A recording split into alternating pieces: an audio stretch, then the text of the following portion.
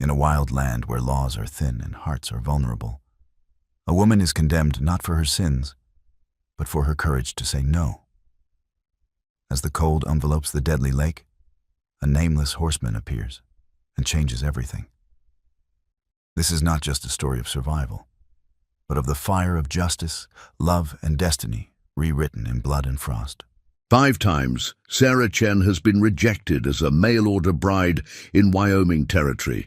5 times she's been sent back to San Francisco with the same harsh words, too quiet. In 1885, being quiet isn't just a personality trait, it's a sentence to loneliness. No one seems to understand that her silence holds depth, her gentle gestures carry meaning, and her written words tell stories richer than speech. Then she meets James McAllister. As a deaf rancher, he's lived his entire life in a world where words are seen, not heard, where feelings are read in expressions, not voices, where the loudest hearts often beat in the quietest souls. What if the very thing that made Sarah unwantable to others made her perfect in his eyes? Before we jump back in, tell us where you're tuning in from. And if this story touches you, make sure you're subscribed, because tomorrow I've saved something extra special for you. The train whistle pierced the foggy San Francisco morning as Sarah Chen clutched her leather journal closer to her chest. 5 rejections, 5 return journeys, each one carved deeper into her spirit than the last. She watched porters unload her single trunk, the same one she'd packed with such hope just 3 weeks ago. Mrs. Sullivan from the Golden Gate Marriage Agency stood waiting on the platform, her face a mixture of sympathy and resignation.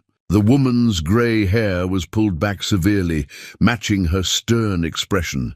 She'd been arranging marriages for Chinese brides for 15 years, and Sarah knew she'd never had one returned so many times. "Perhaps," Mrs. Sullivan said, helping Sarah with her trunk. "It's time to consider other options, dear." Sarah's fingers tightened around her journal. Inside its pages lay her true voice, elegant Chinese calligraphy mixed with carefully practiced English, expressing thoughts she could never seem to speak aloud. She'd filled 3 such journals since leaving China 4 years ago, each page a testament to everything she couldn't say. "Mr. Patterson wrote that you barely spoke 2 words at dinner," Mrs. Sullivan continued as they walked toward her office. "He said his ranch needs a wife who can manage social calls, direct farmhands, negotiate with merchants." Sarah nodded, remembering the growing frustration in Mr. Patterson's eyes each time she'd hesitated to speak. How could she explain that in China her silence had been considered graceful, respectful, that her mother had taught her the power of careful words, of watching and learning before speaking?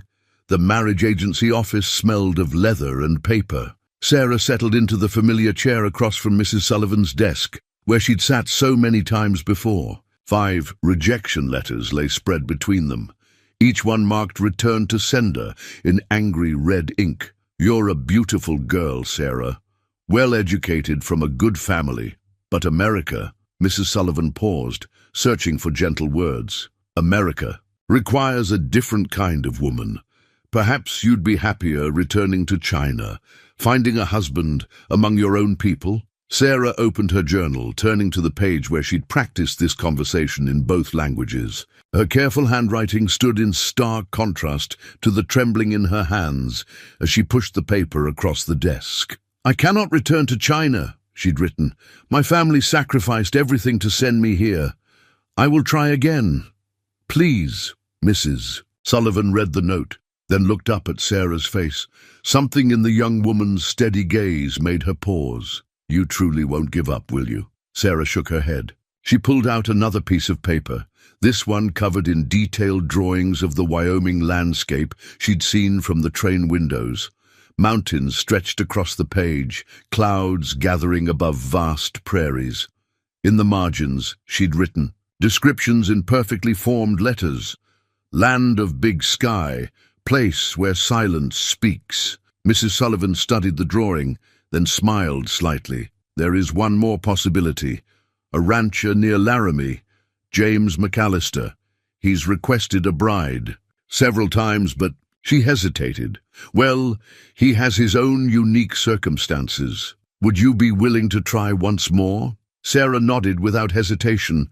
One more chance. One more journey. Her fingers traced the edges of her journal, where blank pages waited to be, filled with whatever story came next. Very well, Mrs. Sullivan said, pulling out a fresh contract. But Sarah, this must be the last time, for both our sakes. As Mrs. Sullivan prepared the paperwork, Sarah opened her journal to a new page. At the top, she carefully wrote the date, then added in her flowing script, 6th journey, final chance, the mountains are calling again. Outside the office window, fog rolled back from San Francisco Bay, revealing glimpses of blue sky. Somewhere, far to the east, beyond the Sierra Nevada and the vast plains, Wyoming waited. Sarah didn't know it yet. But this time, fate had something different in store, a man who would understand her silence in ways she couldn't imagine, and a love that would teach them both new ways to speak. James McAllister sat on his usual bench at the Laramie train station, his leather-bound sketchbook open across his knees. Though he couldn't hear the approaching train, he felt its vibrations through the wooden planks beneath his feet. His pencil moved across the page, capturing the scene before him, passengers emerging from the morning mist, their faces telling stories his ears would never know. 20 years of silence had taught him to see what others merely heard, the way a mother's hands tightened on her children's shoulders when worried, how a man's jaw clenched before speaking harsh words, the subtle shift in posture that meant someone was about to turn and walk away. The station master, Henry, touched his shoulder, their signal that he had a delivery. James nodded, tucking his sketchbook into his coat. The ranch needed supplies, and the weekly train brought everything from seed to sugar. He'd learned long ago to time his supply runs with the passenger train. It was easier to conduct business when everyone was distracted by new arrivals. His fingers brushed the rough texture of his sketchbook as he stood. Inside, hundreds of faces told the story of Laramie through his eyes, the baker's daughter growing from child to woman, the sheriff's deepening worry lines during last year's drought, the changing fashions of strangers passing through. His art spoke what his voice couldn't, telling stories through careful observation and delicate shading. Henry gestured toward the supply cart, but James's attention caught on something else. A young woman stepping down from the passenger car, her movements deliberate and graceful. Unlike the other passengers who chattered and called out greetings, she moved in a bubble of silence that felt familiar. Her eyes took in everything, missing nothing. Those were the eyes of someone used to watching, understanding without words. James added a quick sketch to his book, the curve of her shoulders as she gathered her skirts, the careful way she studied each face in the crowd. There was a story there, in the space between her gestures. He knew about such spaces, about the words that lived in silence. The woman glanced his direction, and for a moment their eyes met. James saw recognition there, not of his face, but of something deeper, the same watchfulness, the same careful reading of the world. Then Henry was waving for his attention again, pointing at the waiting supplies. James closed his sketchbook and turned to his tasks. But as he loaded his wagon, he found himself glancing back at the mysterious woman. She stood apart from the crowd now, her small trunk beside her, waiting, always watching, just as he did. His horse, Thunder, nickered as James approached with the supplies. The animal's movements transmitted through the ground, a language of vibration James had learned to read as clearly as any spoken word. He patted Thunder's neck, understanding the greeting in the gentle headbutt he received. The ranch waited 5 miles outside town, a place where James had carved out a life that didn't depend on hearing, where his hands could speak through work, through the care of animals, through the sketches that lined his cabin walls. But for the first time in years, he felt a pull to linger in town, to watch this woman who seemed to understand the eloquence of silence. Sarah stood beside her trunk, watching the tall rancher with the sketchbook load his wagon. There was something different in the way he moved, a heightened awareness of his surroundings that matched her own. When their eyes had met earlier, she'd felt seen in a way 5 potential husbands had failed to manage. A commotion near the station door drew her attention. Her new potential match, Mr. Davidson, was late. The station master consulted his pocket watch with growing concern, then approached her with an apologetic expression. "Miss Chen," he held out a telegram. "Just arrived for you." Her hands trembled slightly as she opened it. The words were brief, but clear. "Changed mind, stop, do not send bride, stop." Another rejection, this one before she'd even had a chance to fail. The station master shifted uncomfortably. "We can arrange return passage to San Francisco on tomorrow's train. Perhaps you'd like to wait in the station's reading room?" Sarah opened her journal, ready to write her response, when a shadow fell across the page. The rancher with the sketchbook stood before her, his eyes kind but questioning.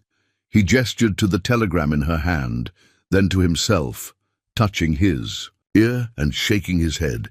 Understanding bloomed. He was deaf. Sarah hesitated only a moment before turning to a fresh page in her journal. In careful English, she wrote, "My intended match has changed his mind. I must return to San Francisco." He read her words, then pulled out his own well-worn book from his coat. Not a sketchbook this time, but a manual for sign language. He opened it to a marked page and pointed to an illustration, then demonstrated the sign for hello. Sarah found herself mimicking the gesture, her fingers forming the unfamiliar shape. His face lit up with a bright smile that transformed his weathered features. He quickly wrote in his own small notebook, "I'm James McAllister. Would you like to learn more?" The station master watched their exchange with growing interest. "Mr. McAllister, didn't you inquire about a bride some months back?" James nodded, his eyes never leaving Sarah's face as she studied the sign language book with intense concentration. She looked up at him and carefully signed hello again, adding a small, graceful bow that spoke of her Chinese heritage. He wrote again, "I have a ranch. It's not fancy, but it's good land. I've been looking for someone who understands that words aren't everything." Sarah's heart beat faster as she read his note.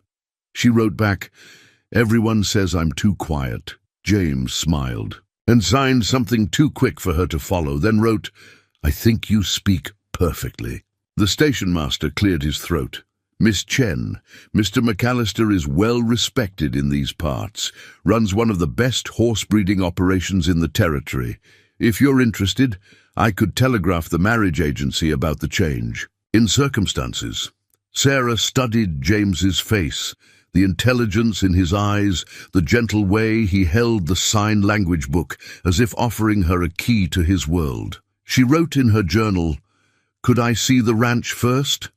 His response was immediate. "Of course, no promises required, just 2 people learning each other's language." As James helped load her trunk into his wagon, whispers rippled through the station. Sarah caught fragments of conversation. "McAllister, Chinese girl, can't hear, can't speak." But for the first time, the whispers didn't sting. She watched James check the wagon's wheels and secure the supplies with practiced efficiency, every movement speaking of capability and care. He helped her up onto the wagon seat, then handed her the sign language book. She handed him her journal in return. A trade, her words for his, each offering a piece of themselves to the other. Thunder, sensing his master's good mood, pranced a bit as they pulled away from the station. Sarah felt the vibration of the wagon wheels, saw how James read the horse's movements through the reins. She opened the sign language book, fingers tracing the illustrations while the Wyoming landscape opened before them. Behind them, the station master was already composing a telegram to Mrs. Sullivan's marriage agency. Circumstances altered. Stop. Miss Chen found promising alternative. Stop details to follow. Stop. The morning sun cast long shadows across James's kitchen table, where a Chinese-English dictionary lay open beside the sign language manual. Sarah traced her finger across a page, then carefully signed the word for tea, before writing its Chinese character in her journal. James watched intently, his eyes following each stroke of her brush. Their first week together had developed its own rhythm. Dawn brought breakfast and simple signs. "Good morning? Hungry? Thank you." By midday, they worked side by side in the ranch's small garden, where Sarah had discovered familiar herbs among the Western vegetables. Each plant became a lesson, a bridge between their worlds. James took out his notebook and wrote, "Your signs are becoming very graceful." Sarah smiled, adding a Chinese character beneath his English words. She pointed to it, then mimed its meaning, the flow of water over stones. James nodded, understanding. In her hands, sign language was becoming something new, blending with the elegant movements of her cultural heritage. A kettle whistled on the stove, its sound unheard by James, but seen in the rising steam. Sarah moved to prepare tea, her movements a dance of practiced precision. She'd brought the tea set from San Francisco, one of few luxuries she'd allowed herself.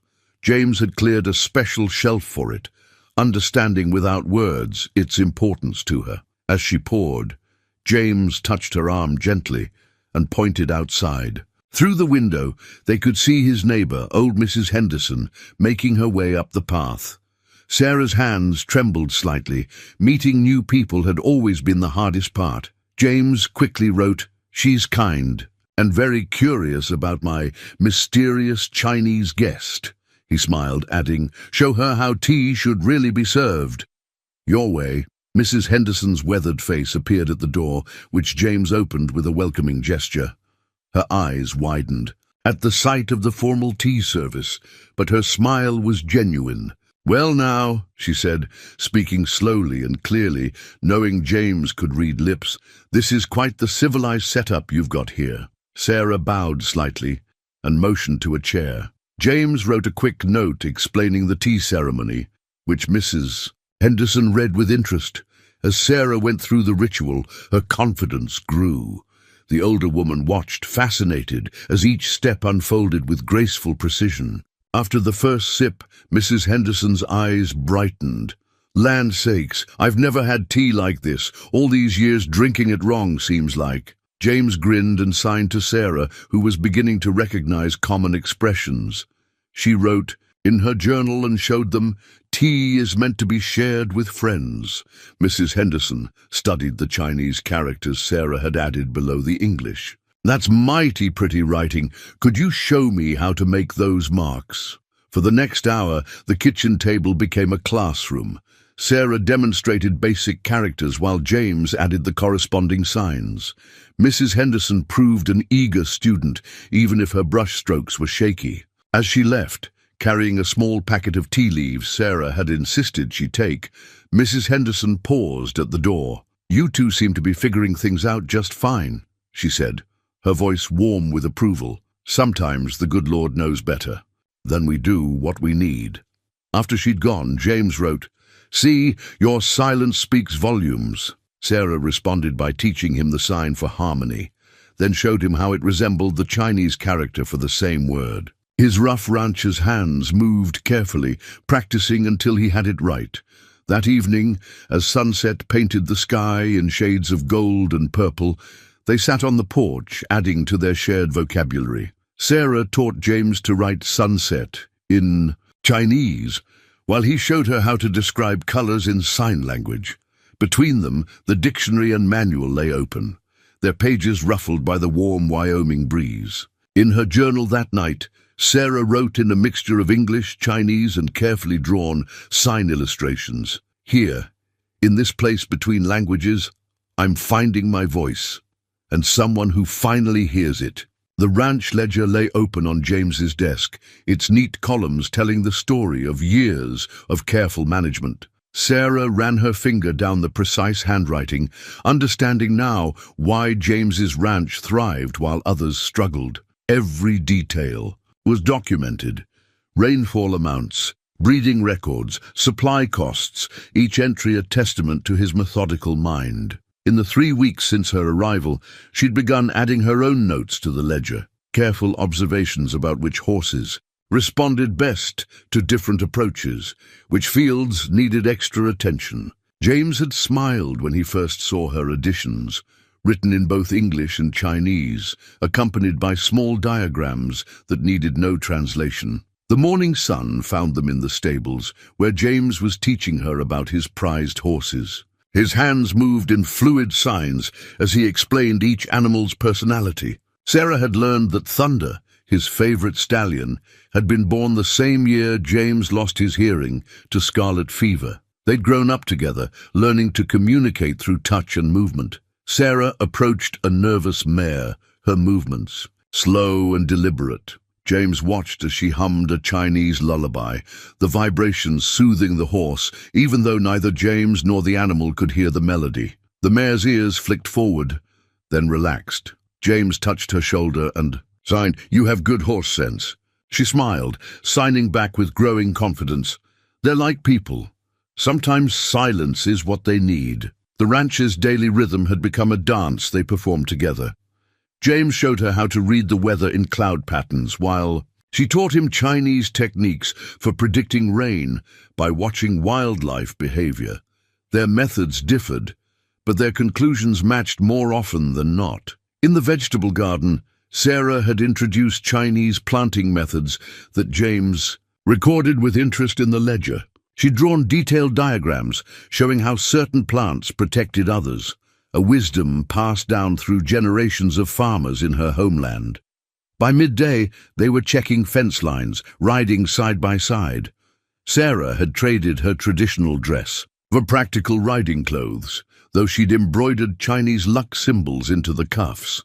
James signed that her riding had improved considerably. She responded by demonstrating the new posting rhythm she'd developed, one that let her feel the horse's movements the way he did. They stopped to repair a loose post, working in seamless tandem.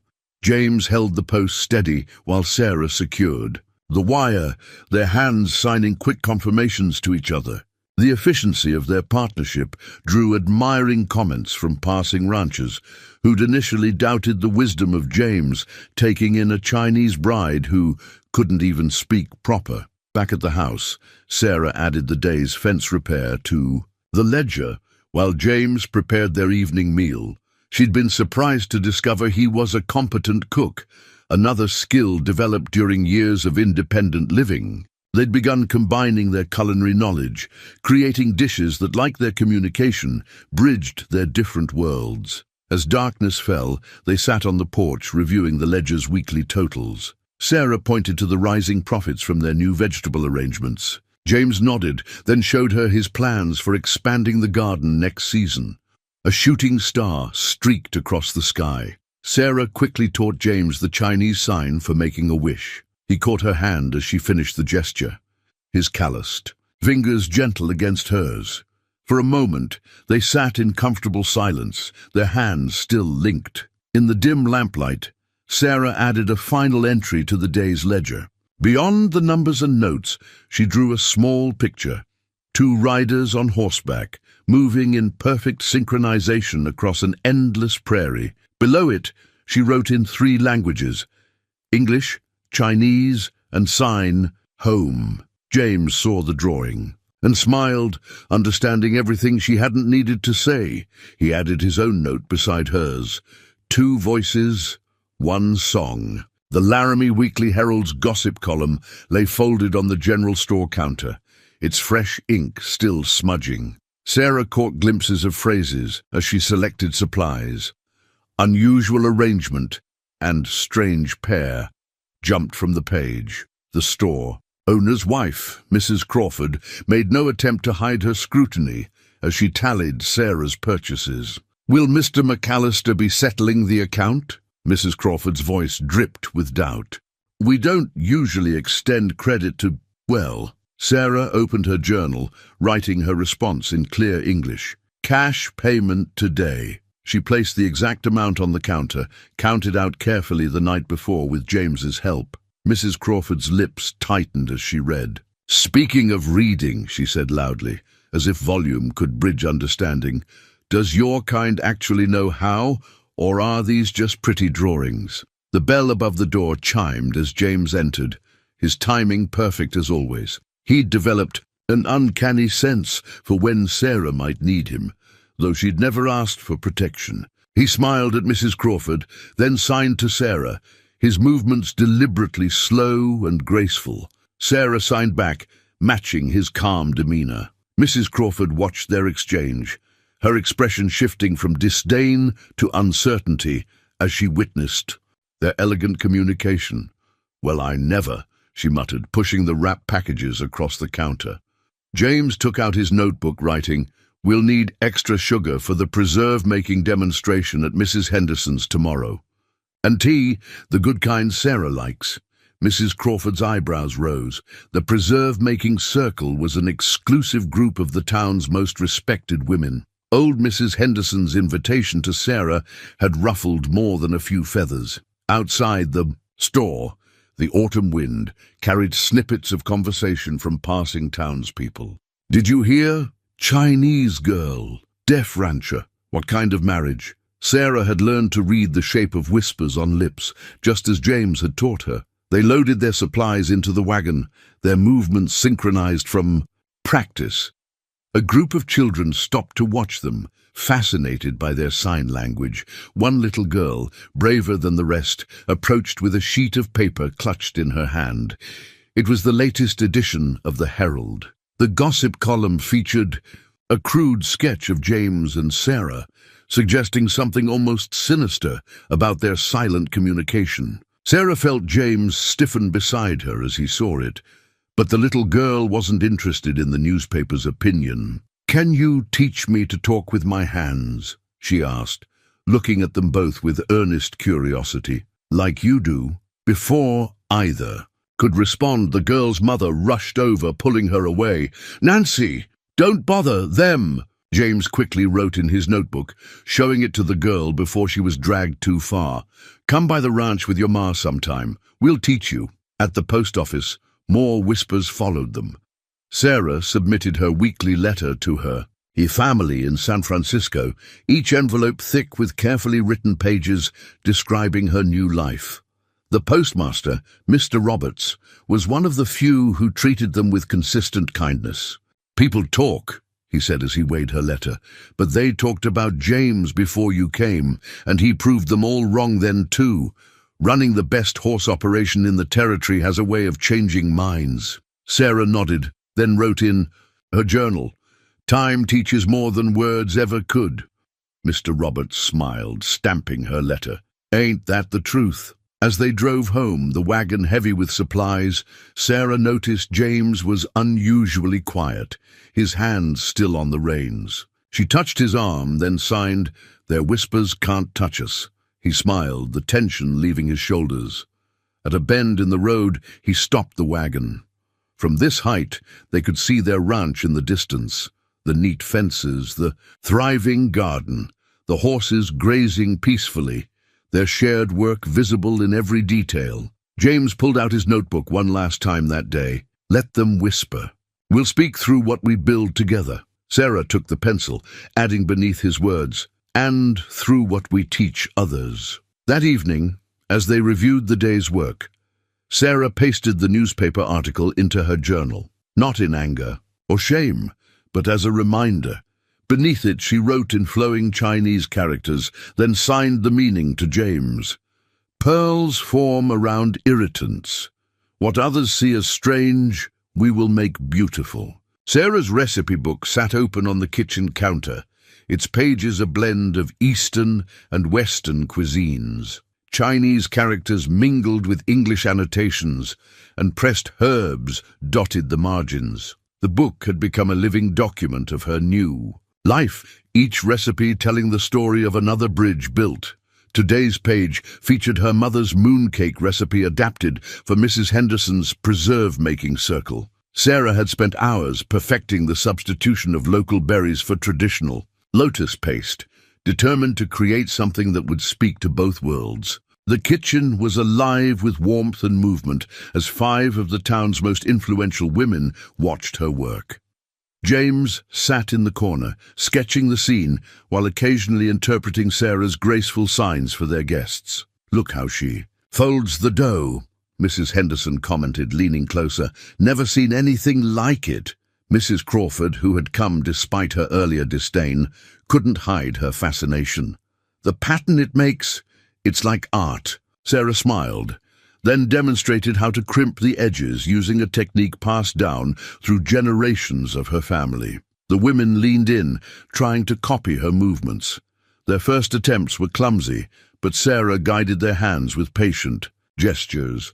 "Land sakes!" Mrs. Peterson exclaimed as Sarah opened the oven. "That smell, like heaven itself." The mooncakes emerged golden and perfect, their intricate patterns telling stories in dough.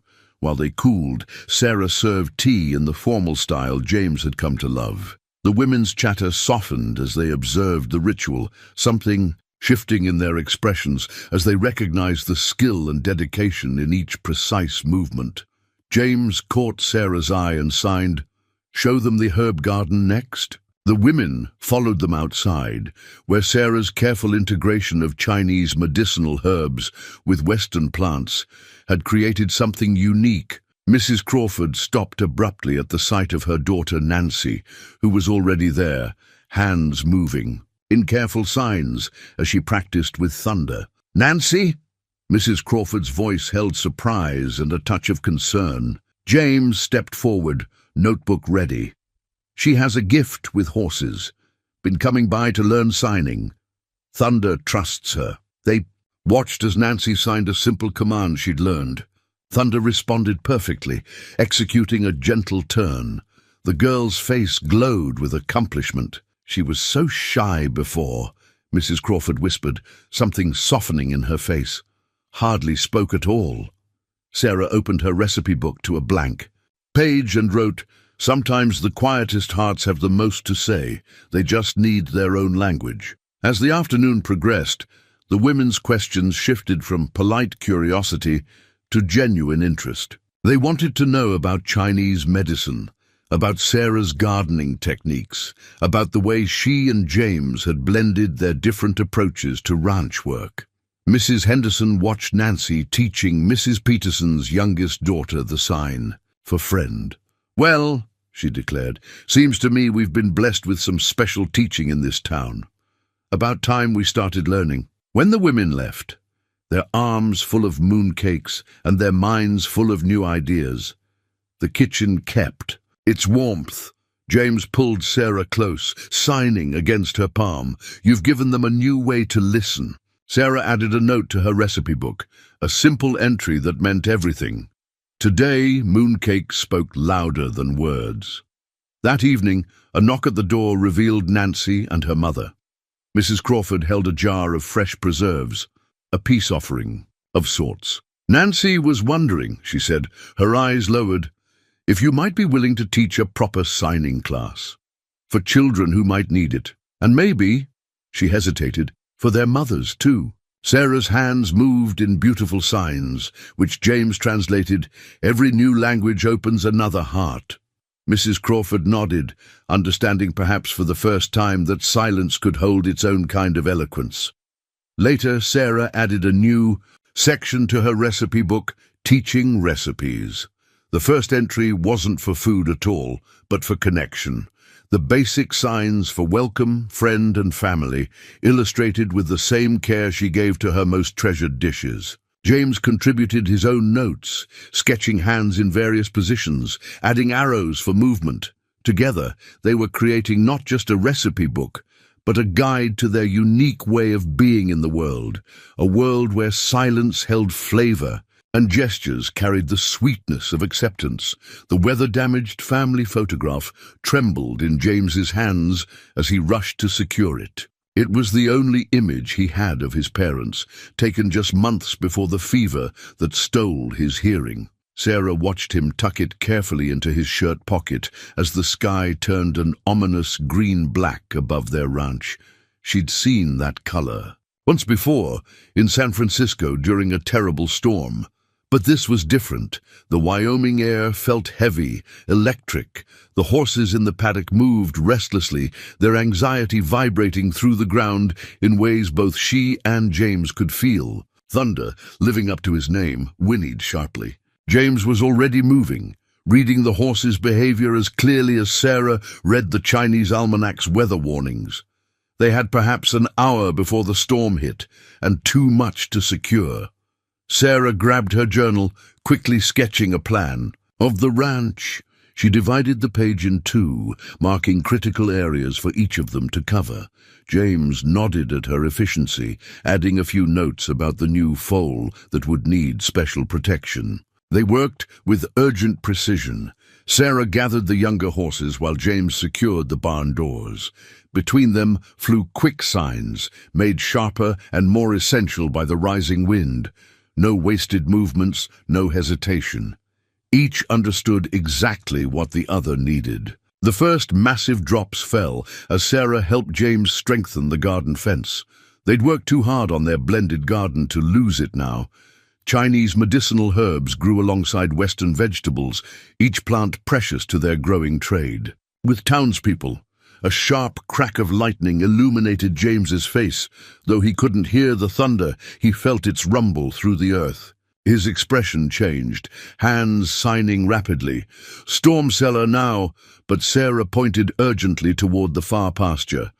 Through the growing sheets of rain, they could see the new foal had panicked, broken through a fence, and was running straight toward the creek, which was already beginning to swell. No time for discussion. Sarah pressed James's father's photograph deeper into his pocket, then signed, "I'm lighter, faster, trust me." Before he could protest, she was running. Years of practiced silence made her movement swift and sure, even in the deteriorating conditions. James watched her for only a moment before turning to prepare the storm cellar.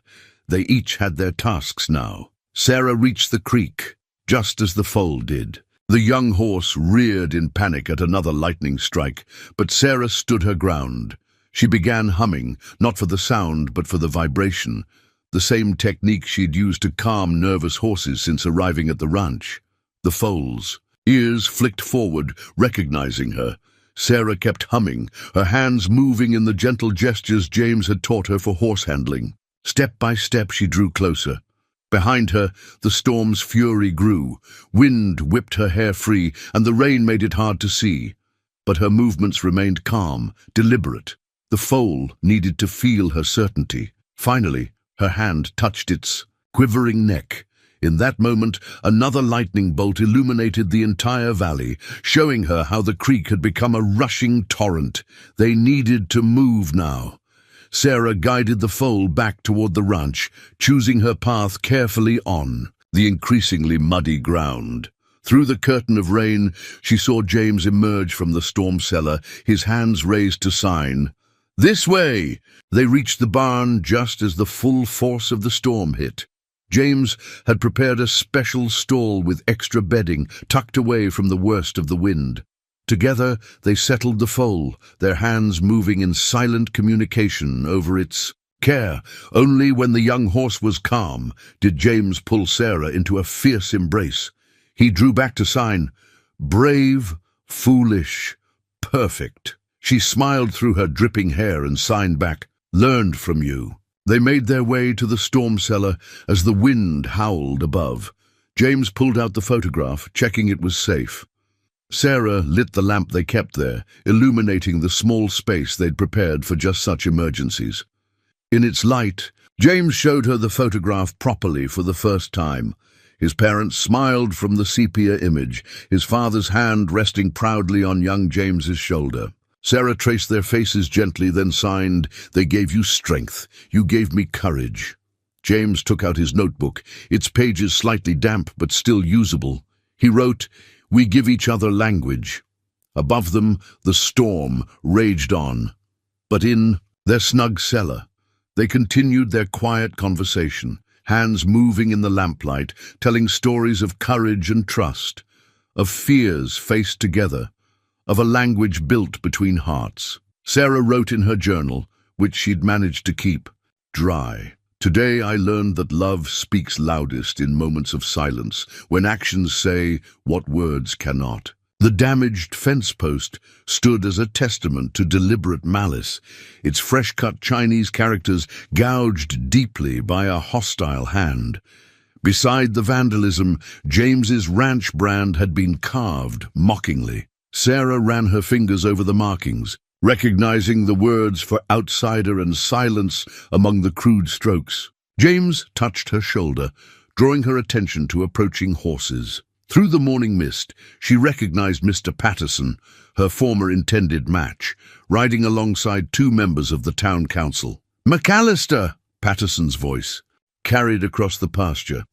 "Time we had words about this situation." James stepped forward, positioning himself slightly in front of Sarah.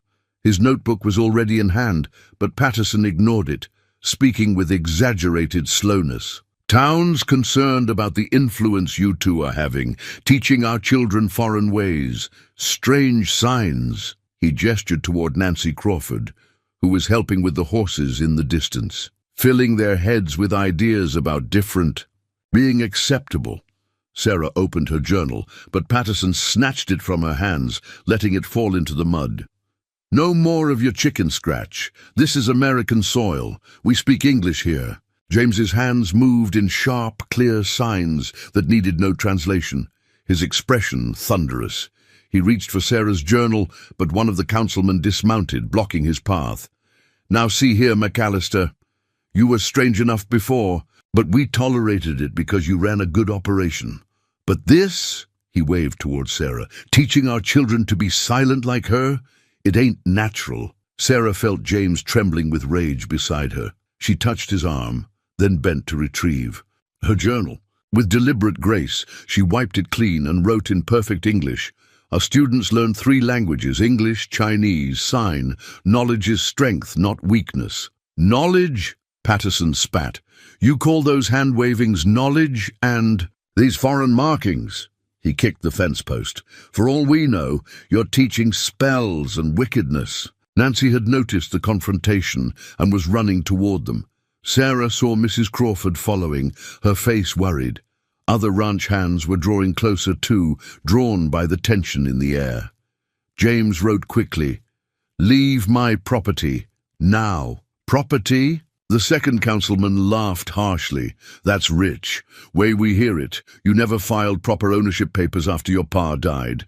Been meaning to look into that, given the circumstances." Sarah felt James go still. She knew his father had left everything in order, but the documents were old, potentially vulnerable to reinterpretation by hostile officials. Then Nancy reached them, her small hands flying in the signs Sarah had taught her. "Miss Sarah, the new foal is dancing, just like you showed me." Mrs. Crawford arrived, breathless. "Nancy, come away." She stopped, taking in the scene. Her eyes fell on Sarah's muddied journal, then rose to Patterson's satisfied smirk. Something shifted in her expression. "Mr. Patterson," she said clearly, "my daughter could barely speak to strangers before Miss Sarah taught her a new way to express herself. Now she's top of her class in reading and writing." She turned to the councilman. "And you both know your wives have been asking for her medicine for their gardens." Other voices joined in. Ranch hands spoke of James's fair treatment and Sarah's helpful remedies. A young stable boy demonstrated proudly how he could now communicate with James without confusion. Patterson's face darkened. "This isn't about some herbs or hand signs. This is about proper order, natural ways." Sarah straightened, drawing out her pencil. In her journal she wrote words she'd practiced for weeks. "The only unnatural thing here is fear of difference." James took the journal, adding, "My father's papers are filed with the territorial office, certified copies in the bank vault. Touch our ranch, and I'll have the governor's office reviewing every land deal this council has ever made." The councilman shifted uncomfortably. They knew James's reputation for meticulous records. If he said he had documentation, he did. Patterson glared at Sarah. "This ain't over. You don't belong here, girl. Never will." As they rode away, James and Sarah stood together before the damaged fence post. She traced the crude characters, then took out her carving knife. With precise strokes, she began transforming the ugly marks into something new. By sunset, the post bore a proper Chinese blessing intertwined with James's ranch brand, the characters flowing around it like a protective embrace. Below, Sarah added a new carving, hands shaped in signs of hope, strength, and unity. James brought paint, and together they filled the carvings with bold colors that would be visible from the road, a declaration, not a defense. In her journal that evening, Sarah wrote, "Some try to build fences between hearts. We will turn their barriers into bridges." The handwritten wedding invitation lay unfinished on their kitchen table, its carefully crafted bilingual text, a testament to their determination. Sarah's Chinese calligraphy flowed alongside Western script, while delicate illustrations of hands, signing love and forever, decorated the margins. "You don't have to do this," James wrote in his notebook. "We could marry quietly, just us and a few friends." Sarah's response was to dip her brush in ink and continue writing. Each stroke was deliberate, transforming their declaration of love into a statement of belonging. The invitation wasn't just for a wedding, it was for the entire town to witness. Their union and the bridging of their worlds. A knock at the door revealed Mrs. Henderson and Mrs. Crawford, faces grim with news. The town council had called an emergency meeting. The topic, foreign influences and community standards. James's jaw tightened, but Sarah was already reaching for her good coat. She'd worn it 5 times before, to face 5 rejections.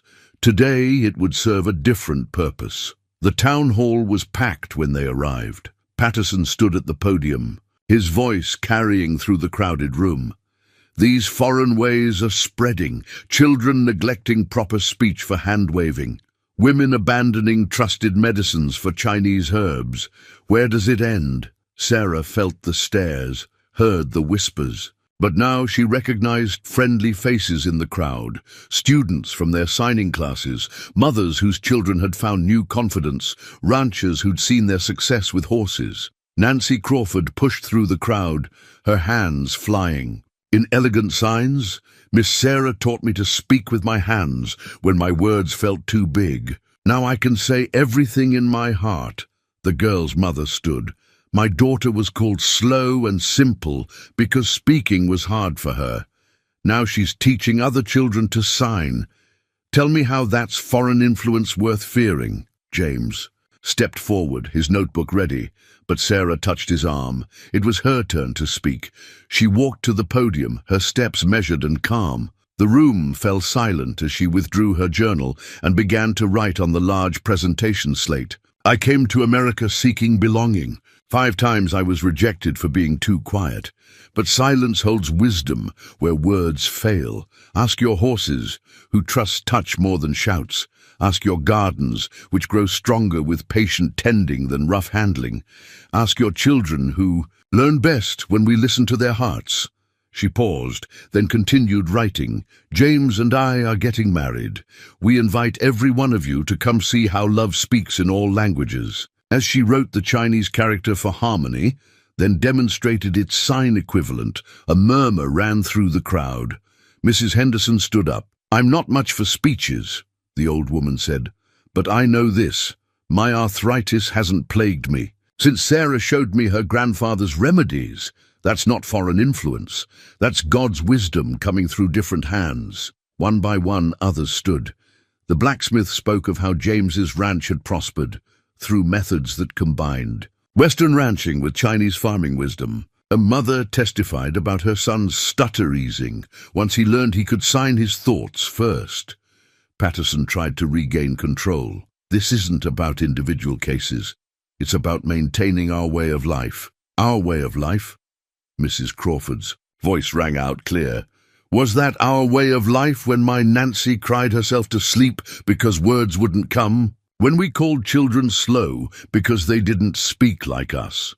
When we rejected wisdom because it came with different eyes?" James moved to stand beside Sarah at the podium. Together, they held up their wedding invitation. The Chinese characters caught the light, dancing alongside English script and sign language illustrations. 3 ways of speaking love. The town council chairman, who had been silent until now, cleared his throat. "Seems to me," he said slowly, "that any way of life worth maintaining has room for growth. Motion to conclude this meeting, and," he smiled slightly, "I believe I hear wedding bells in our future." As the crowd dispersed, many lingering to examine the invitation and ask about the ceremony, Sarah added a final note to her journal. "Sometimes the quietest revolution begins with an invitation to understand." That evening, as they sat on their porch addressing invitations, James signed against her palm. "You spoke louder today than any voice could." Sarah's response was to guide his hands through the Chinese character for courage, showing him how it contained the symbol for heart. Together they added it to their invitation's design, one more bridge built between their worlds. Each envelope they sealed felt like a key turning, unlocking doors that fear had closed. Their wedding wouldn't just be a ceremony. It would be a demonstration of how love could speak in any language, if only hearts were willing to listen. The community notice board outside the general store had transformed over the past weeks. Alongside the usual announcements of church socials and cattle auctions, new bilingual postings caught the eye. Chinese characters flowed beside English text, while simple drawings demonstrated sign language basics. It had become a symbol of the town's gradual awakening. Sarah stood before it now, pinning up a notice for their next teaching session. What had begun as informal lessons for Nancy had grown into regular classes held in the church basement. The schedule showed different levels: beginning signs for young children, Chinese language basics for interested adults, and special sessions for families with deaf or speech-challenged members. Mrs. Crawford emerged from the store, arms full of supplies. "Sarah, just the person I needed." She nodded toward the items she carried. "Could use your eyes on these. Trying to stock some of those herbs you mentioned. Figure if people are going to use them, they ought to get them proper instead of wild gathered wrong." Sarah smiled, taking out her journal to make recommendations. As they discussed proper storage methods for different herbs, she noticed more townspeople gathering around the notice board, copying down the simple signs illustrated there. A commotion from the street drew their attention. James was leading a training session with several ranchers, demonstrating his techniques for gentling difficult horses. His methods, combining Western horsemanship with the quiet awareness he'd developed through years of reading horses' body language, had gained attention after word spread about how he and Sarah had saved the foal during the storm. "It's something to see," Mrs. Crawford commented, watching the men follow James's silent instructions. "How he teaches them to listen with their eyes. Makes a body wonder what else we've been missing by only trusting our ears." The lesson ended, and James joined them at the notice board. His hands moved in fluid signs as he greeted them both. Mrs. Crawford responded with careful signs of her own, beaming with pride when James nodded approval at her improvement.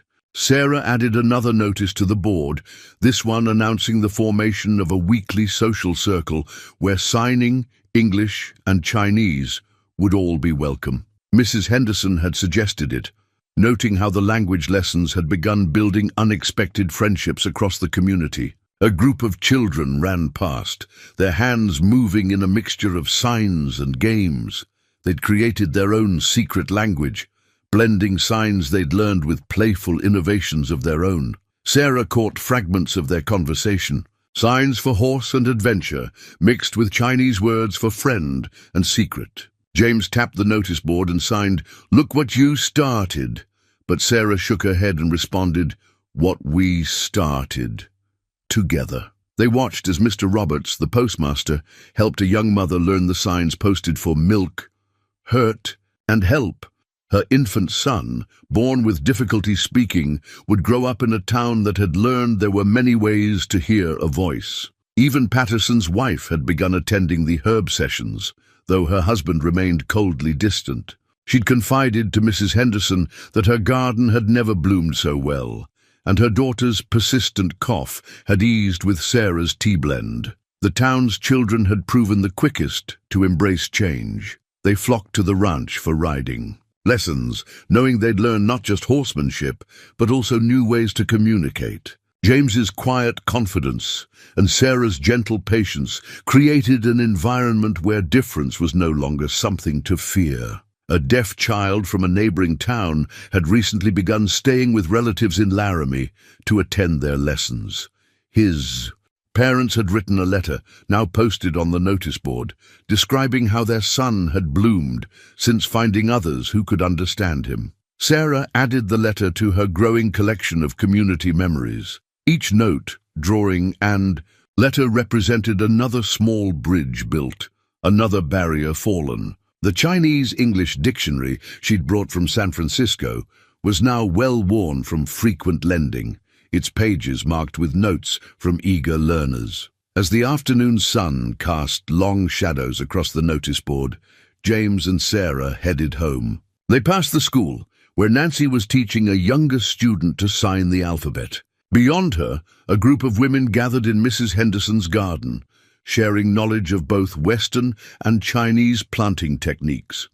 "Tomorrow," James signed, "the governor's wife visits to learn about our teaching program." Sarah nodded. Word had spread beyond Laramie about their unique community. What had begun as a love story between two people who spoke without words had grown into something larger, a testament to the power of listening with more than ears. In her journal that evening, Sarah wrote, "A single bridge between hearts can lead to bridges everywhere.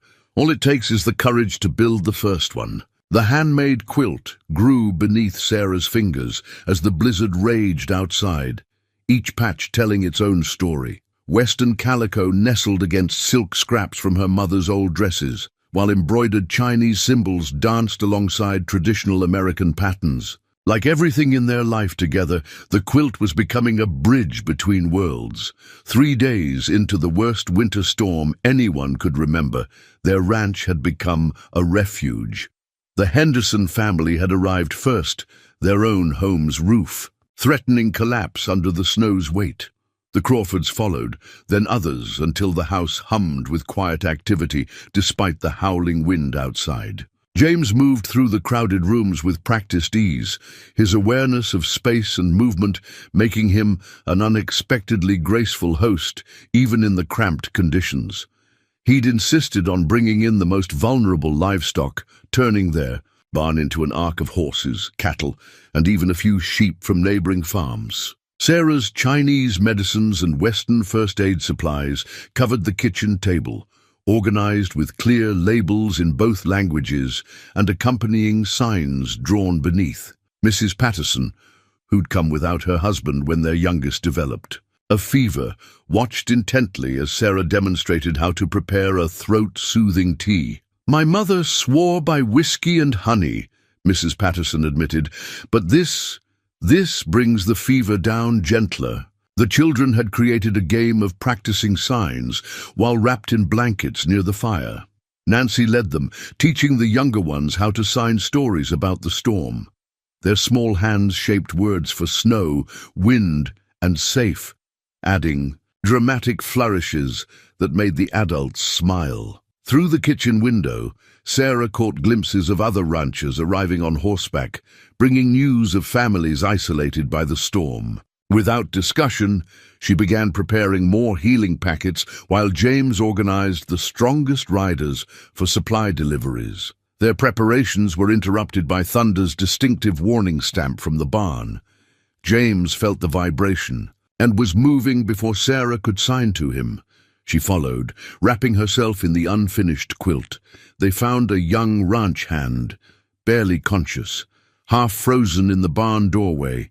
He'd ridden through the storm to warn them, the Hendersons' oldest boy, was trapped at their property, trying to save their remaining livestock. The next hours tested everything they'd built together. James organized a rescue party, while Sarah prepared medicines and heated blankets. Their home became a command center, with children running messages and adults working in focused silence. What amazed the townspeople most was how smoothly everything worked without raised voices. Hand signals, written notes, and simple gestures kept everyone coordinated. Those who'd learned signing found themselves teaching others out of necessity, and those who'd resisted learning before now watched intently. Sarah kept the quilting circle going through the long hours of waiting, teaching the women how to incorporate Chinese luck symbols into their stitching. The repetitive motion calmed nerves, while the shared work gave worried hands purpose. "Never thought I'd be sewing Chinese blessings," Mrs. Crawford mused, her needle flashing. "But Lord knows we need all the help we can get tonight." Near midnight, Thunder's warning came again. This time it brought relief, the rescue party returning with the Henderson boy and most of his animals. As Sarah helped tend to minor frostbite, she noticed Mrs. Patterson using signs she'd learned just hours before to ask for more bandages. The storm raged for 2 more days. They rotated sleeping spaces, shared stories, and learned new ways to communicate when voices were too tired to work. The quilt grew longer, gaining patches from every family present, each one sewn with newly learned stitches that blended east and west. When the sky finally cleared, their home had been transformed. Chinese herbs hung drying alongside Western remedies, children's drawings of sign language mixed with traditional decorations. The quilt, finished during those long hours of waiting and watching, draped across the back of James's father's old chair, a symbol of warmth created by many hands. As families began the slow process of returning home, checking damages and helping neighbors dig out, something had shifted. The storm had forced them to learn each other's languages, to rely on silent understanding when words alone wouldn't suffice. Sarah found a note tucked into her medicine box, written in Mrs. Patterson's careful hand. "Some wisdom speaks in whispers, and some strength comes without sound. Thank you for teaching us to listen with more than our ears." That evening, as James and Sarah finally had their home to themselves again, they wrapped the new quilt around their shoulders and stood on the porch, watching the community they'd helped build work together to rebuild after the storm. Sarah's journal entry that night was simple. "In the silence of the storm, they finally heard us. In learning our language, they found their own new ways to speak." The garden layout spread across their kitchen table, its carefully drawn plans showing how Chinese vegetables would grow alongside Western crops. Sarah's brush moved with sure strokes as she added notes about companion planting, which plants would strengthen each other just as their 2 cultures had. James leaned over her shoulder, adding his own notes about irrigation techniques he'd developed. The winter storm had taught them all about survival, but spring whispered of possibility. Their garden would feed more than just their household now. It would help supply the weekly market they'd proposed to the town council. A stack of letters from Sarah's family in San Francisco sat nearby, containing seeds her mother had carefully packed along with wedding wishes. The Chinese characters of her mother's writing flowed with joy and pride, celebrating how her quiet daughter had found not just acceptance, but purpose. "Your father says the winter peas should be planted first," Sarah signed to James, translating from the letter. "He's drawn diagrams for proper spacing." James nodded, adding the information to their plan.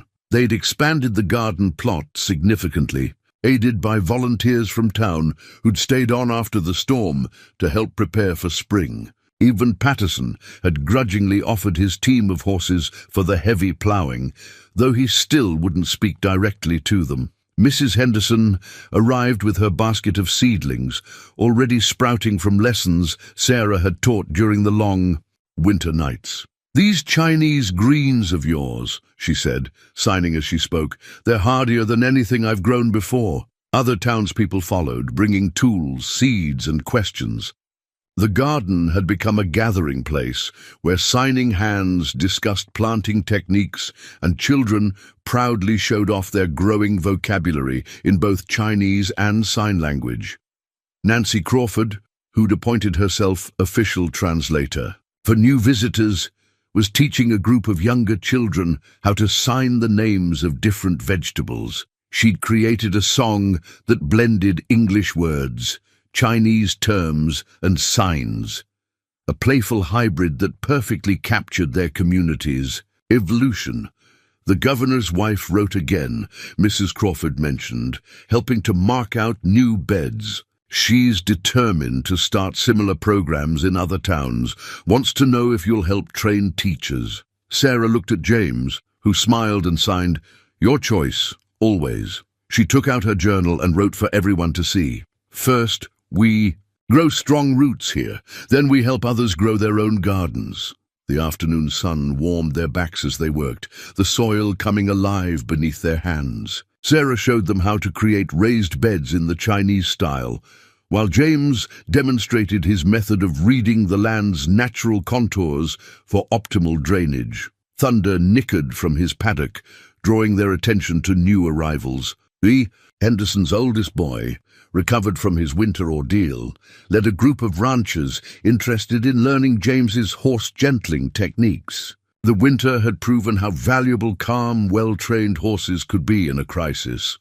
"We're thinking," young Henderson said, and signed simultaneously, "of making this a proper training center. Horses, languages, farming, everything you both can. Teach." Sarah felt James's hand slip into hers, squeezing gently. They dreamed of something like this during those long winter nights, but hadn't dared voice it too loudly. She drew out the second set of plans they'd been working on, designs for expanding the ranch to include proper teaching spaces. James had sketched classrooms with large windows for clear signing visibility, gardens dedicated to teaching plots, and expanded stables for training sessions.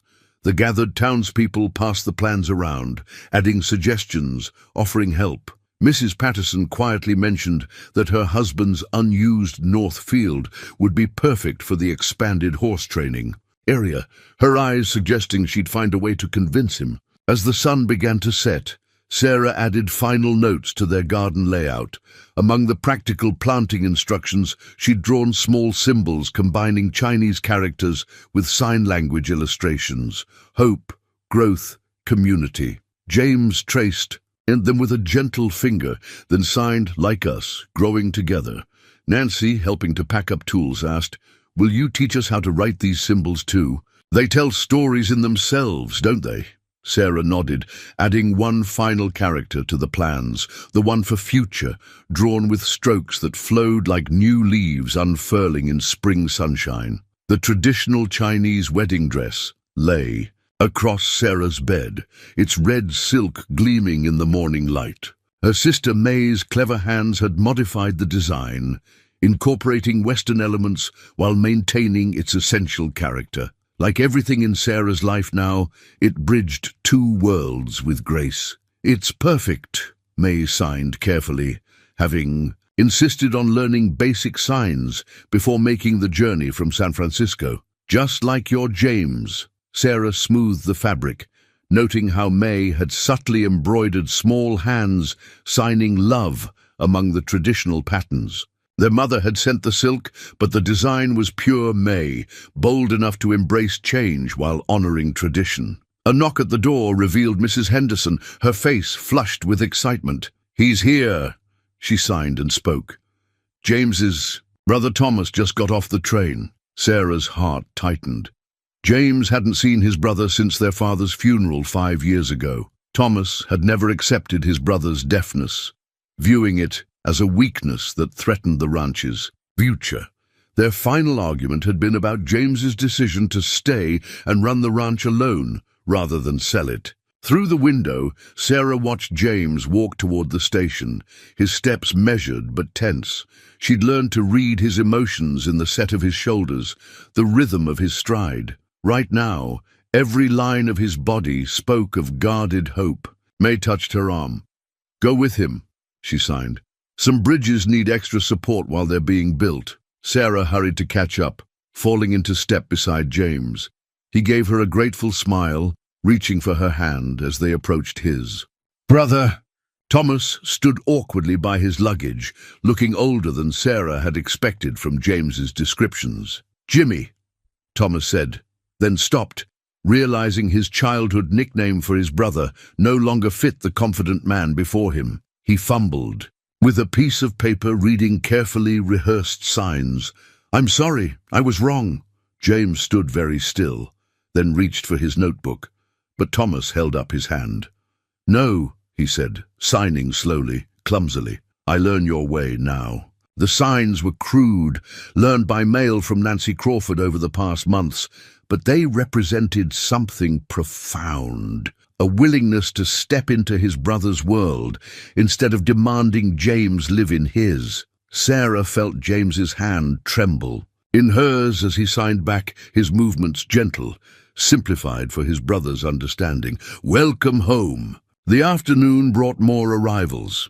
Sarah's cousin Wei Lin, who'd married a railroad worker and settled in Denver, came bearing gifts and stories from their extended family. The house filled with a mixture of Chinese, English, and sign language, as everyone worked to communicate across their different worlds. May and Thomas found themselves seated together at dinner, sharing their experiences of watching their siblings build something unexpected. Though they needed Nancy's help to translate, their laughter needed no interpretation. "You know," Thomas said during a quiet moment, "I fought this because I thought Jimmy was letting his disability isolate him." He watched his brother across the room, teaching Wei Lin to sign her name. "I never imagined he'd use it to bring people together like this." May nodded, her hands moving in the graceful signs she'd learned. Sometimes what the world sees as weakness becomes strength when given room to grow. The wedding dress became a gathering point, as women from both families added their own touches. Mrs. Crawford contributed delicate lace for the cuffs, while Wei Lin sewed a traditional Chinese button knot. Each addition honored both innovation and tradition. That evening, as families mingled on the porch, enjoying May's mooncakes and Mrs. Henderson's rhubarb pie, Sarah wrote in her journal, "Today I watched my sister sign with James's brother, saw Chinese hands shape Western words, and Western hands learn Chinese blessings. Our families are learning that love needs no single language to speak its truth." James found her later, as stars began to dot the Wyoming sky. He signed against her palm, "They're all here, both our families." Sarah corrected him gently, gesturing to include the townspeople who'd become part of their extended family. Nancy was teaching Thomas and Wei Lin a game that involved both signs and Chinese counting. Mrs. Henderson and May were exchanging recipe secrets with a mix of gestures and drawings. "All our families," she signed back, "the ones we were born to, and the ones we built together." Thomas approached them, his signs still awkward but determined. "Father would be proud of both of you." James pulled his brother into a fierce embrace, years of distance dissolving in shared tears. Sarah felt May's arms slip around her waist as they watched the brothers reconnect. "See," May whispered in Chinese, then signed, "Some silences speak of healing." The wedding certificate lay ready on the church altar, its unique design reflecting the ceremony it would witness. Written in flowing English script, Chinese characters, and illustrated with sign language, it waited to record a union unlike any Laramie had seen before. Dawn light filtered through the church windows as Sarah stood before the mirror in the side room. The modified wedding dress caught the light, its red silk harmonizing with Western lace. May made final adjustments, while Mrs. Henderson and Mrs. Crawford wove flowers into Sarah's hair, Wyoming wildflowers mixed with paper blossoms May had crafted from letters their mother sent. "Look," Nancy signed from the doorway, her hands shaping excitement. "Everyone's coming." Through the window, Sarah watched the town gather. Ranchers in their best suits rode in alongside Chinese railway workers Wei Lin had invited. Children ran about in new clothes, their hands flying in signs they'd learned specially for the ceremony. James waited at the front of the church, with Thomas beside him. His fingers moved restlessly, practicing the Chinese wedding blessing he'd learned. "For Sarah's family, Thomas reached out and steadied his brother's hands, signing with newfound confidence, "She already knows your heart." The ceremony they'd designed wove together threads from both their worlds. Reverend Anderson had worked with them for weeks, learning to incorporate Chinese traditions and sign language into the service. Now he stood ready, his own hands prepared to sign the crucial parts. Sarah's entrance brought a hush to the crowd. She moved with measured grace, each step a meditation, as her mother had taught her. James watched her approach, his eyes speaking volumes in the eloquent silence they shared. The Reverend began in English, his words accompanied by Nancy's clear, signing for the deaf guests who'd traveled from neighboring towns. Then Wei Lin stepped forward to speak the Chinese blessing, her voice carrying her grandmother's ancient words, while Mrs. Crawford, to everyone's surprise, signed their meaning. When it came time for their vows, James and Sarah faced each other. Their hands moved in a dance they'd choreographed together, combining the elegance of Chinese tradition with the poetry of sign language. No translation was needed. The love in their movement spoke directly to the heart. James signed, "In a world of noise, you taught me that silence holds wisdom. Through your quiet strength, I learned to listen with my heart." Sarah's response flowed from her hands. "In a world that demanded voice, you showed me that love speaks in many languages. Through your understanding, I found my true words." Together, they signed, "We bridge worlds, not just for ourselves, but for all who seek new ways to speak their truth." The exchange of rings incorporated Chinese red ribbon, symbolizing the ties that bound their destinies. As they tied the knot together, Thomas and May stepped forward with the wedding certificate, each signed as witness. Thomas in careful Chinese characters he'd practiced for weeks, May in the sign language she'd mastered for the occasion. When the Reverend pronounced them married, the celebration erupted in 3 languages at once: cheers in English, congratulations in Chinese, and a flutter of signing hands that looked like doves taking flight. The reception brought together traditions with the same grace as the ceremony. Tables groaned under the weight of mooncakes alongside Henderson's famous pies. Children taught their parents the sign language games Sarah and James had invented, while Chinese elders demonstrated calligraphy to fascinated ranchers. Patterson appeared briefly at the edge of the celebration. Though he didn't stay, he nodded once to the couple, a small gesture but one that spoke of grudging acceptance.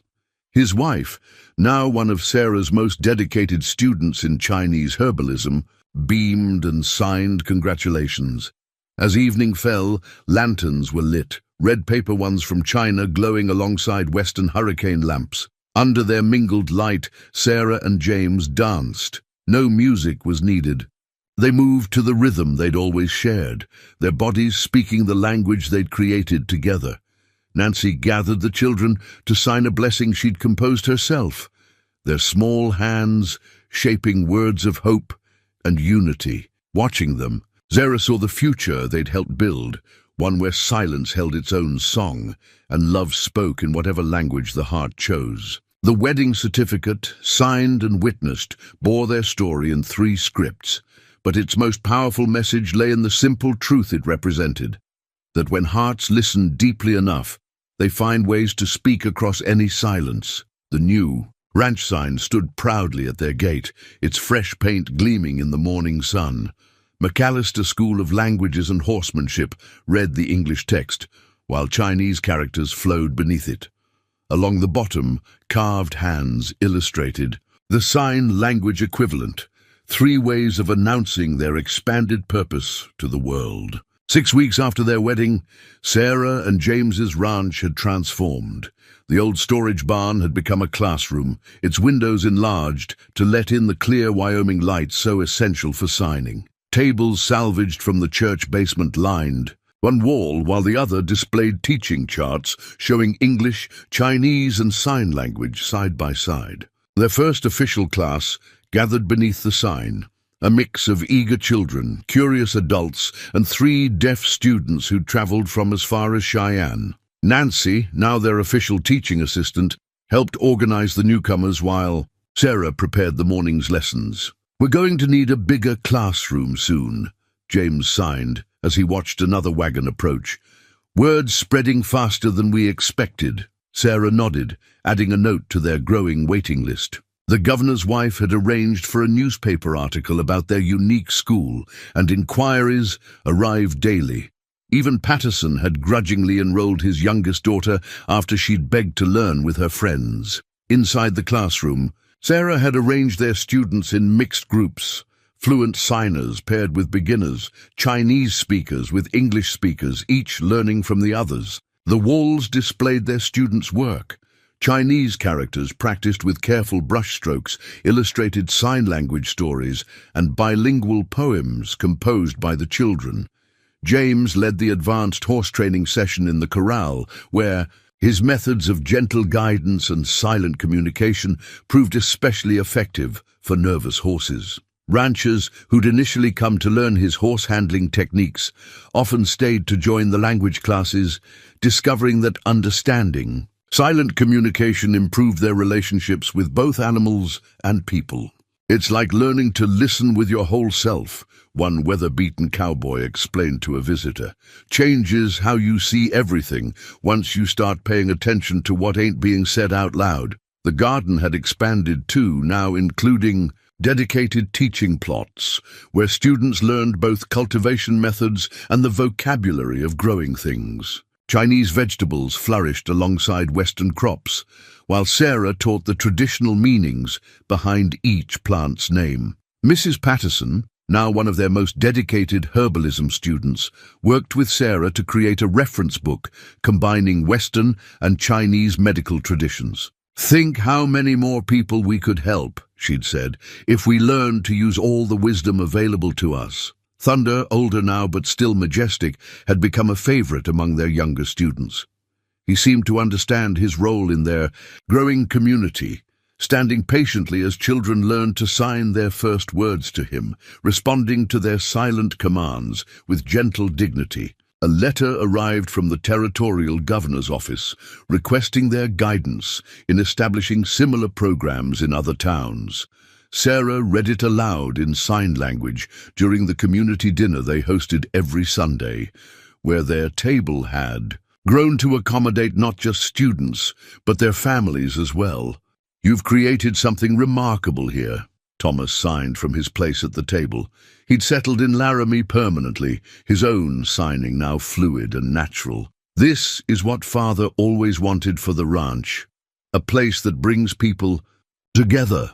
As the evening wrapped up, Nancy led the younger children in a song they'd created, performed simultaneously in 3 languages. Parents who'd once feared their quiet children would never find their voice watched with pride as their little ones expressed themselves confidently in multiple ways. Sarah added the governor's letter to their growing collection of correspondence, each message a testament to the changes rippling outward from their small Wyoming ranch. James came up behind her, wrapping his arms around her waist as they watched.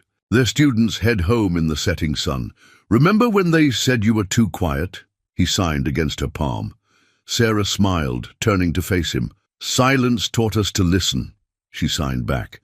"Now we're teaching others to hear with their hearts." The letters to the marriage agency lay spread across Sarah's desk, each one telling a story of transformation. She'd been writing them for months.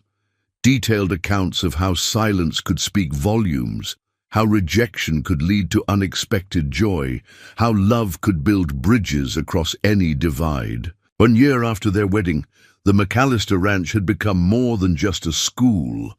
It was a beacon for those who needed to find their own way of speaking to the world. Sarah carefully added the latest letter to the stack, this one accompanied by photographs of their thriving community. "Mrs. Sullivan," she wrote in her now confident English, "you once suggested I return to China because America needed a different kind of woman. I'm writing to tell you about a different kind of America we're building here, one where every voice, spoken or unspoken, has value." James appeared in the doorway, his hands full of fresh drawings from their youngest students. These would Join the growing collection on their classroom walls, artwork that spoke in multiple languages of hope and belonging. The new family arrived, he signed, his movements flowing with the ease of long practice. Their daughter hasn't stopped smiling since she met the other deaf children. Sarah nodded, adding a note about the new arrival to her letter. Every month brought more families seeking what they'd created, a place where difference was celebrated rather than merely tolerated. The sound of horses drew them outside, where Thomas was leading a riding lesson. He'd taken over much of the horse training, showing a natural gift for James's methods. Under the autumn sun, students of all ages practiced their signs while learning horsemanship, their hands speaking to both horses and humans with growing confidence. Nancy, now a poised young woman, supervised a group of children in the garden. They were harvesting vegetables for the weekly market, their hands flying in excited conversation that blended signs, Chinese words, and English with unconscious ease. Remember when they said we'd corrupt their children with our strange ways? James signed with a smile. Sarah's response was interrupted by Mrs. Patterson hurrying up the path, clutching a telegram. "It's official," she signed and spoke simultaneously. "The governor approved funding for 5 more schools based on your model. They want you both to help train the teachers." The news spread quickly through the ranch. Students gathered around, their hands creating a fluttering celebration of silent joy. Even Patterson, checking on his daughter's riding lesson, allowed himself a small nod of approval. That evening, as the community gathered for their regular shared meal, Sarah watched the scene with quiet pride. Chinese railway workers chatted, with ranchers, their children playing together in a mix of languages. Deaf students taught new signs to eager learners, while Mrs. Henderson and Wei Lin compared recipes using a combination of gestures and laughter. The troubled silence that had once marked Sarah as unwantable had transformed into something profound, a silence that taught others to listen more deeply, to see more clearly, to love more fully. James touched her arm, drawing her attention to Thunder's paddock. The old horse stood at the fence, watching the gathering with gentle eyes. Beside him, a new foal, born during last winter's storms, frolicked with the children who'd learned to speak his language. "Full circle," James signed, reminding her of that first day at the train station when everything changed. Sarah opened her journal one last time that evening, adding a final note to her letters to the marriage agency. 5 times I was rejected for being too quiet, but silence was never my weakness. It was my gift, waiting to be understood. In finding someone who heard my heart's voice, I discovered that love doesn't need words to speak its truth.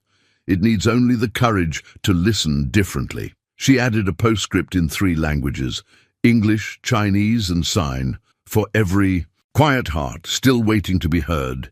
Remember, sometimes the perfect voice is the one that speaks without sound. Outside their window, the Wyoming stars painted the sky with silent light, while inside, the warmth of their gathered family, born of blood and choice alike, filled the air with a symphony of unspoken love. In the end, they had built something far greater than a marriage or a school. They had created a place where silence could sing, where every voice could find its way to speak, and where love knew no language barriers.